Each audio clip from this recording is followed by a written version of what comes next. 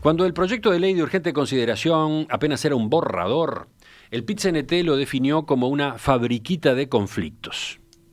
Pablo Mieres no había asumido todavía como ministro de Trabajo, pero los dirigentes sindicales sugirieron que se modificara el articulado. En el correr del verano, el debate se concentró en el artículo que prohibía las ocupaciones de los lugares de trabajo. Según la Central Obrera, por la forma en que estaba redactado, afectaría todo el derecho de huelga. Bueno, la misma discusión se reprodujo este lunes en el Parlamento cuando el ministro Mieres asistió a la comisión especial del Senado que trata el proyecto de ley.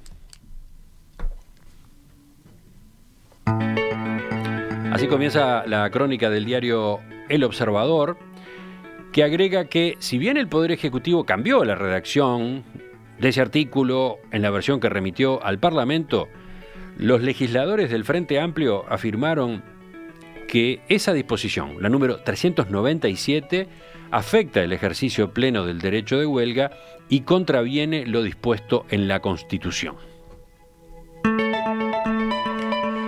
¿Qué es lo que dice concretamente el artículo que provoca toda esta polémica? El Estado garantizará el ejercicio pacífico del derecho de huelga, el derecho de los no huelguistas a acceder y trabajar en los respectivos establecimientos y el derecho de la dirección de las empresas a ingresar a las instalaciones libremente. Vamos a conocer una de las líneas de argumentación, uno de los puntos de vista que estuvo en juego ayer en comisión. Estamos con el senador Eduardo Bonomi del MPP Frente Amplio. Senador Bonomi, buen día. Buen día, ¿cómo están? Los oyentes lo identifican mucho por su gestión como ministro del Interior, que es la que llevó a cabo en los últimos años, pero antes había sido ministro de Trabajo, ¿no? Efectivamente, del 2005 al 2010, al 2009. Sí. Y por eso es que usted se involucró especialmente en este debate. Sí, además sí integro la Comisión de Derecho Laboral del Senado. Está haciendo, sí, recuerdo de aquella integración al Ministerio de Trabajo. Bueno, y a partir entonces de esa posición, ¿cuál es el análisis que ustedes hacen de este texto, de este artículo tal cual llegó al Parlamento? Es que cuando se redacta este artículo, yo creo que se parte de confundir, no digo que se confundan, confunde después que está escrito, no digo que se confundieran al redactar, confunde la posición de la OIT con respecto a la huelga, con respecto a la ocupación.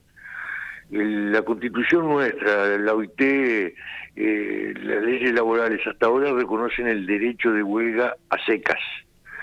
La OIT también habla del derecho de huelga y ese es un derecho humano fundamental.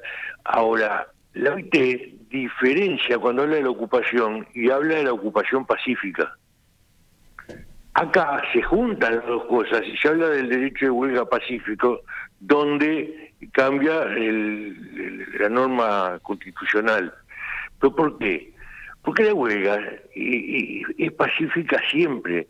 Si en el transcurso de la huelga hay abuso, sabotaje, destrucción de maquinarias, de medios, propiedad del empresario, violencia física, violencia sobre las cosas, sobre las personas, hay otro delito. No es un delito de la huelga, es otro delito. Y ese otro delito lo tiene que tratar la justicia penal. En esta fundamentación que se nos hace, ¿quién es el que determina cuando la huelga deja de ser pacífica? ¿El empresario? ¿El Poder Ejecutivo? Ninguno, un juez lo tiene que hacer. Pero el juez va a actuar después de los hechos. Si antes de los hechos se la califica de pacífica y se está presuponiendo que hay elementos no pacíficos, se puede intervenir, y lo puede intervenir el Poder Ejecutivo a través de la policía y afecta el derecho de huelga. esa es la confusión que está implícita, porque la OIT efectivamente, cuando califica la ocupación, la admite, no es que no la admita, admite la ocupación siempre y cuando sea pacífica. Nosotros en el 2006, 2007, yo no recuerdo exactamente el año, elaboramos el proyecto de ley que después fue aprobado de negociación colectiva. Y tenía un capítulo, el último, que era prevención de conflictos. Entonces, en prevención de conflictos se hablaba de la ocupación, se la consideraba como parte de la huelga, pero se planteaba las condiciones para entrar en la ocupación y la forma de terminar con la ocupación. Cuando se abusaba, cuando no se cumplían los pasos para entrar en ella. ¿Dónde es que estaba todo eso, recordemos? El proyecto de ley de negociación colectiva.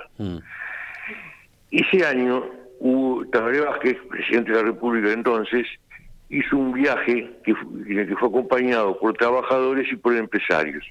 Los empresarios que no les conformaba el artículo que hablaba de la ocupación, porque si bien preveía cómo desalojarla, la consideraba parte de la huelga, entonces la legitimaba según ellos. Le pidieron al presidente que sacara ese capítulo. El presidente me lo planteó a mí, que sacáramos el capítulo, y quedamos, y los empresarios estuvieron de acuerdo, en que en lugar de ser una ley, pasara a ser un decreto. Porque al ser decreto no le daba fuerza de ley a la interpretación sobre la ocupación. Y lo sacamos. Hicimos el decreto de desocupación. Que es el 165.006. Sí, creo que sí, creo que era ese. Luego los empresarios hicieron una protesta ante la OIT por razones de contenido y por razones de forma, porque no habían sido consultados. Ese es el convenio 144 de trabajo que el país aprobó en 1987 durante la presidencia de Julio María Sanguinetti, por iniciativa del Poder Ejecutivo y aprobado en el Parlamento Nacional, lo que se transforma en ley, que obliga a consultar cada paso que se da de cambio en el derecho laboral. Esto fue consultado, fue en acuerdo con ellos sacar el artículo. Para mí fue un error, pero sí, lo cometimos el error. Sacamos el artículo, hicimos un decreto. Ahí lo que nosotros hacíamos era, sin tocar el derecho de huelga, reglamentábamos la ocupación. En este caso es al revés. En aras de que por medio de la ocupación no se impida el ingreso de no huelguistas, porque si hay huelga, el no huelguista puede entrar. Nada le impide entrar. Le puede impedir la ocupación, pero no la huelga. Entonces, para no tocar, para no reglamentar la ocupación, reglamentan el derecho de huelga. Esa es la interpretación que ustedes hacen y por eso rechazan el artículo. No, rechazamos el artículo porque se está reglamentando el derecho de huelga. Se le está dando la potestad de interpretar, si dejó de ser pacífica, no el que tiene que interpretarlo, sino a alguien que impide el derecho de huelga. Ahora, vio, lo que dice el ministro de Trabajo, lo que dice Pablo Mieres, es el derecho de huelga no se verá afectado por este artículo. Acá solo se está tratando de evitar las ocupaciones que impiden que los trabajadores no huelguistas puedan trabajar o los directores de las empresas puedan acceder a sus lugares de trabajo en el sector privado. ¿Por qué se habla de ejercicio pacífico de huelga en vez de aludir directamente a las ocupaciones? Según dijo Mieres al diario El Observador, esta fue una forma de no entrar en la discusión de si la ocupación es o no una extensión del derecho de huelga, porque el Frente Amplio opina que sí y el gobierno que no. Obviamos esa discusión y fuimos por la positiva. Sí, pero por la vía de obviarla, en realidad la están reconociendo como parte de la huelga, porque para limitar la ocupación limitan la huelga. Entonces, por la vía de no obviarla, realmente la están aceptando. Nosotros lo que hicimos fue reglamentar la ocupación, pero no el derecho de huelga. Y acá lo que están haciendo es reglamentar el derecho de huelga para obviar la ocupación como parte de la huelga, aunque digan que no. Porque además hay otra cosa, lo que está en juego es la libertad sindical, y la libertad sindical tiene dos componentes, lo que son los derechos asociativos, que es la posibilidad de organizar un sindicato, de afiliarse a un sindicato, de ser elegido, y los derechos gremiales, de acción gremial, manifestaciones, actos, protestas. Todo eso compone la libertad sindical. Acá lo que se afecta es uno de los derechos asociativos, que está reconocido incluso previo al reconocimiento de la Constitución como un derecho humano. Esto que nosotros estamos planteando, nos lo plantearon antes cuando recibimos al Instituto Nacional de Derechos Humanos y cuando recibimos al Instituto de Derecho al Trabajo de la Universidad de la República. Ellos nos señalaron estas dos cosas y nos señalaron la violación del convenio 144, porque cuando nosotros ayer le preguntábamos al ministro si había consultado a los trabajadores y a los empresarios, nos respondía que sí, porque era un tema de campaña electoral. Entonces, no, campaña electoral no, esto ya sabemos que esta divergencia existe. Lo que queremos saber es si este proyecto de ley, así como está redactado, fue consultado a las organizaciones empresariales y sindicales. Nos decían que sí, cuando fue el PCNT después nos dijo que no habían sido consultados, que lo que había habido era una primera redacción bastante complicada, que el PCNT opinó públicamente sobre ella y la cambiaron, pero la cambiaron sin consultarlos. Entonces nosotros cuestionábamos dos cosas, y no nos dejó conforme la respuesta, porque además al ser llevada adelante sin consulta, abre el camino para la queja ante la OIT y puede poner al país en un problema. Dice el ministro Mieres, yo creo que el debate real es si el Frente Amplio cree que solo hay que aceptar las ocupaciones en el sector privado, porque en el público ya las prohibieron. En la enseñanza pública no se puede ocupar, pero en el sector privado sí, argumentó. Bueno, y ahí se está refiriendo al artículo 354 del año 2010, ¿no?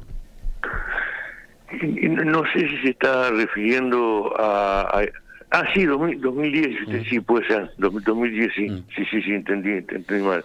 Y bueno, ahí lo que se conversó en comisión es que se protege con el artículo de las ocupaciones en el sector público.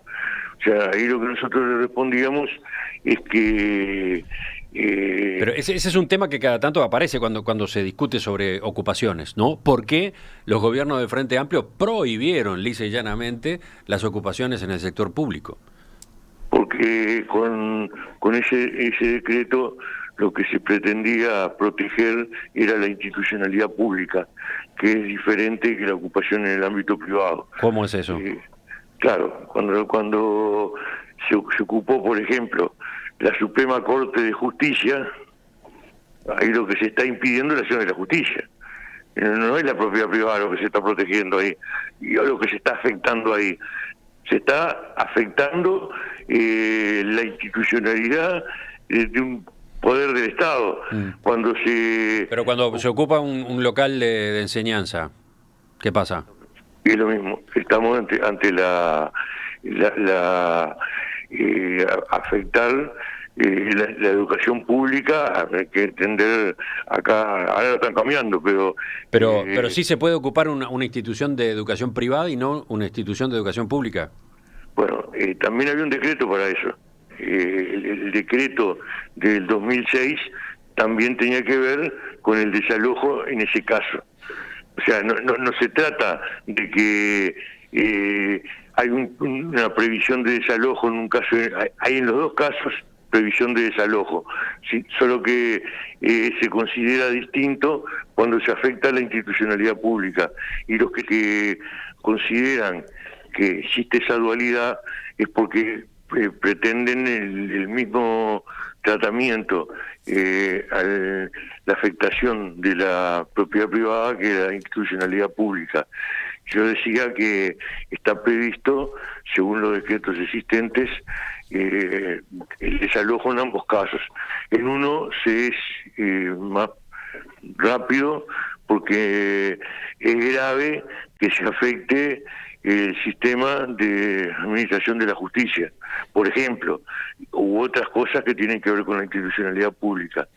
Entonces, eso es lo que se plantea, pero la diferencia que hay acá no es esa.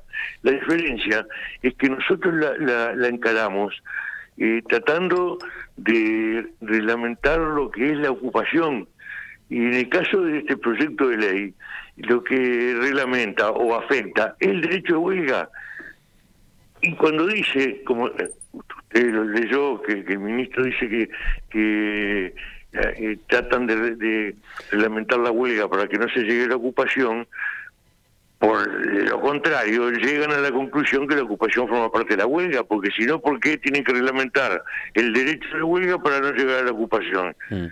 Sí, forma parte de la huelga. Entiendo el razonamiento, pero entonces la pregunta es, ¿cuál es la fórmula? Porque de lo que se trata es de garantizar, según explica el ministro Mieres, según explica la coalición de gobierno, de lo que se trata es de garantizar el derecho de los no huelguistas a acceder al lugar de trabajo y el derecho de la dirección de las empresas a ingresar a las instalaciones. ¿Cómo se hace eso? En la huelga, esto está garantizado. El no huelguista puede entrar a trabajar. El problema que se da es que si en un colectivo de trabajo la inmensa mayoría no entra y entran la minoría, muchas veces se interrumpe el proceso productivo y la minoría no trabaja porque no se puede poner en marcha el proceso productivo o el proceso de trabajo. Ahora, si entró a trabajar, le tendrán que pagar el jornal.